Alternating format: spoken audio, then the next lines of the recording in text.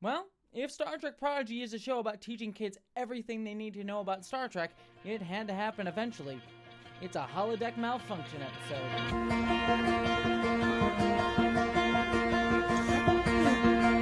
Hello interwebs, I hope you are all doing well because I am here to review the latest episode of Star Trek Prodigy, Season 1, Episode 17, Ghost in the Machine. Ooh. Actually, it's not really that creepy. It's a holodeck malfunction episode. What do you want from me? Anywho, I will let you all know, as per usual, I will stay spoiler-free up front, and I will get into spoilers in the back. So, staying spoiler-free, this was a great episode of Prodigy, mostly because it is like the archetypical version about everything that I love with this show. And I mean that as a total compliment because this episode really is just like, if I had to describe what Prodigy is to somebody in terms of its structure and what every episode tries to do, this is like the episode I would give them as a perfect example of it.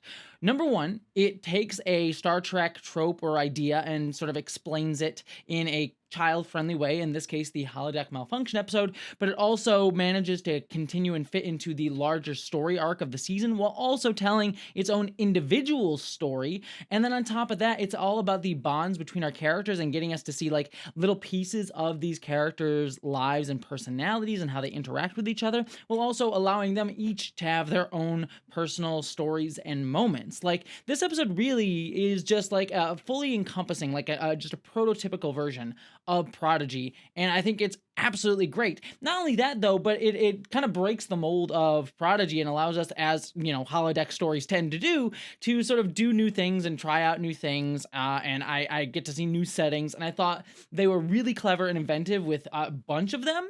And even on top of that, the other thing that I loved about this episode was that it kind of is the first holodeck episode that really expresses what I always would have loved to see the holodeck as, and that it's kind of like a future video game. In like Star Trek episodes past, you always got this impression that the holodeck could be kind of like a video game, but how it's played is more like an interactive movie that people are just sort of like stepping into and acting out instead of like really driving the story. There's elements of it here and there, but it really feels more like a Telltale game or a Quantic Dream game, you know, if you're thinking about like Heavy Rain or something, where like there's really a directed narrative and you're just kind of a character in it. That's what holodeck shows have felt like to me before.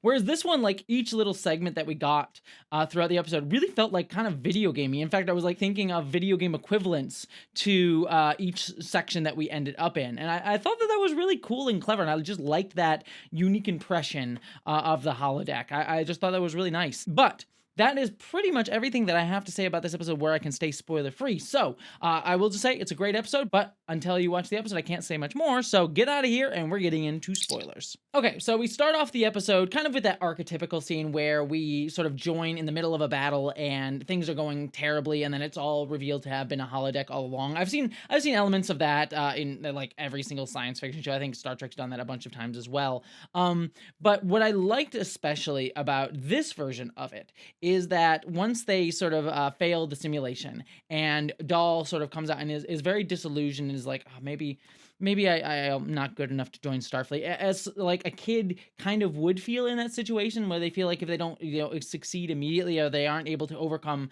you know, this really big challenge that anyone would struggle with, they sort of put it upon themselves. Even adults, I still deal with that. It's like, I can't do this thing. I must be terrible at this.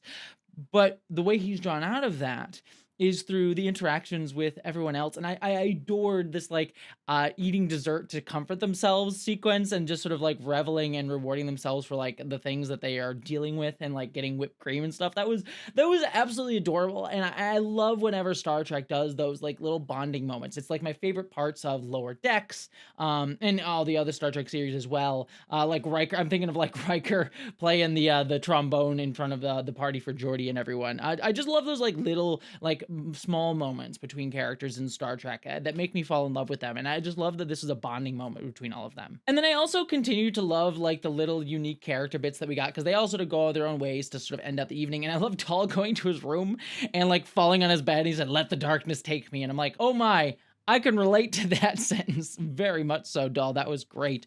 But then we start to get like eerie things going on, and I thought the episode was going to take a sort of like creepy direction, especially considering the episode title is Ghost in the Machine.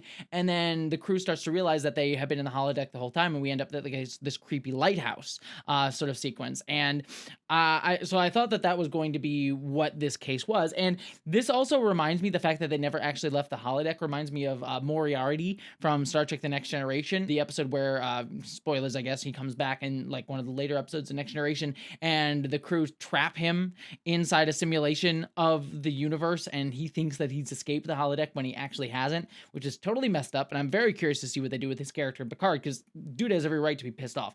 Anywho, it's kind of like very scary. He's like, are we all in a simulation? How do we get out? That sort of thing.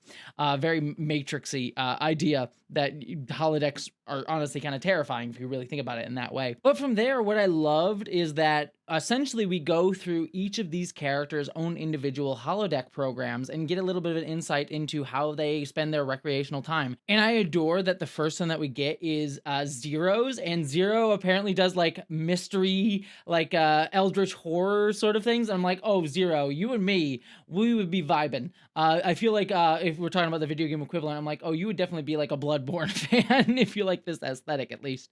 But then it's all about like escape room, where all these characters have to work together to try to solve the mystery of finding this skeleton key to get out. But then when they escape, as I said before, they go into each other's holodeck programs, and so we get Jankum Pog. It does like a Street Fighter or Sifu sort of holodeck program, which was great. Makes perfect sense for him that he would just take out his frustration just beating people up in like street gang fights.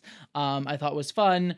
But I think one of the ones that I thought was most clever was the like detective noir one that we enter into, the like Casablanca-esque thing. I thought that was really, really cool.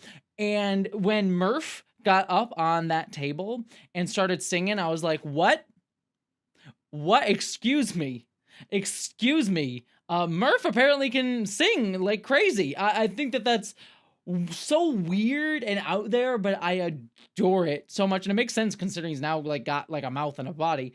But I'm actually curious though, is like the like voice that we hear from Murph, is that Murph's actual voice, or is this just like Murph in the holodeck? Like the holodeck provides a voice for Murph and allows him to sing, and he's just sort of like lip syncing or something like that. I'd be curious to see if they like continue with Murph being able to talk in the next few episodes, because that would be, it would be weird. It'd be very weird, let's just say. But I like Rock Talk figuring out the mystery that it has to do with like this key that's off on the piano. I do have a question about how Rock Talk was able to know what a piano and a key was, considering that she's not human. Maybe she's just been doing like study and stuff like that.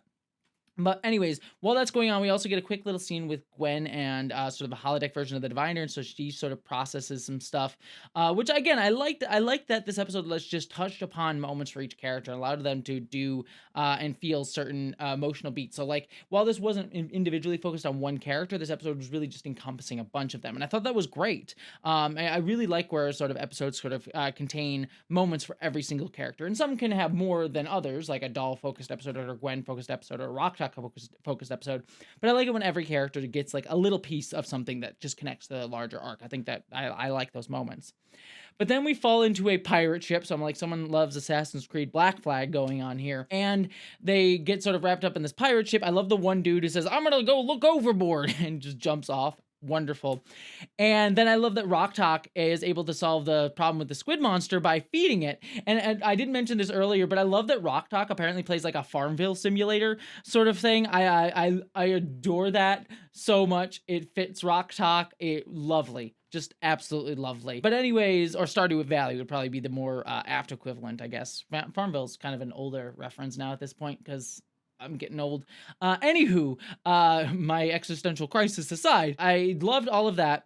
But then I liked that Zero started to figure out like, well, okay, so if we're just going through our own programs, that must mean the holodeck has a motive. And I loved that because, like, the holodeck must have, as I say, tons of programs in it. So why would it just cycle through the ones that would be most pertinent to us? And I like that that's how they figure out that there is a motive to this thing. Like, that was honestly really clever. I thought that was, like, a cool, like, just awareness of what the holodeck is and does, and instead of just sort of, like, yada-yadaing it for the story, which sometimes Prodigy can do.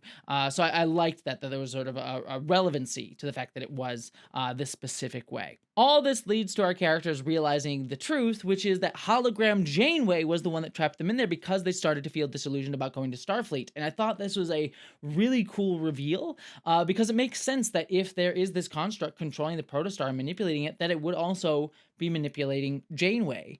And I love that idea because it sort of creates a distrust with Janeway, a character that we have, had no reason to distrust at any point in the series. And I really like that. That creates a new cool idea and dynamic and puts our characters that we see at the end of the episode where they go up against Admiral Janeway's ship, that they puts them in danger. So I really love this. I think this is a really cool development and makes perfect sense. So ultimately, the end of this episode sort of leaves our characters into peril. It was sort of a way to sort of break the stalemate that our characters have been stuck in for quite some time. And so some people may consider that to be sort of a forced thing, but I really liked it overall. So this is a great episode. Again, like a stereotypical or prototypical Star Trek Prodigy episode, but that is absolutely a great thing. So yeah, I loved it. But what did you think about this episode of Star Trek Prodigy? I'd love to hear your thoughts down below. But beyond all that, thank you so much for joining me. I am now going to let the darkness take me, and I hope you all, my friends, live long and prosper.